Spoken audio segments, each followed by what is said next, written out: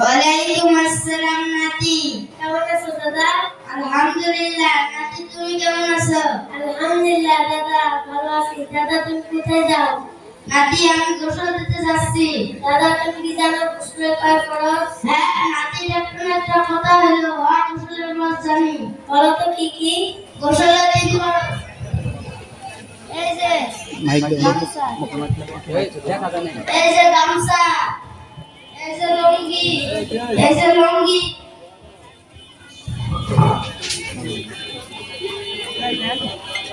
এই যে সাবান, এই যে গোসলের ফরজ বললাম। দাদা এটা তো হইল না। নাতি আমি তো এটা ছোটবেলা থেকে আমার দাদার কাছ থেকে এটা শিখছি।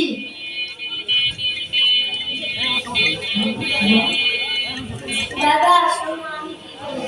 গোসলের 3 ফরজ ভালোভাবে করে করা, নাকে পাঞ্জা শরীর যত করা। নাতি তুমি তো মাদ্রাসার পর অনেক কিছু শিখছো, আল্লাহ তোমার আরো অনেক বড় করুক। আসসালামু আলাইকুম। দাদা তুমি আমাদের নূরুদ্দিন মাদ্রাসায় এসে তোমাকে শেখাবো। ওয়ালাইকুম আসসালাম। আচ্ছা তাহলে তোমার কাছে তুমি যাও, আমার কাছে আমি যাই।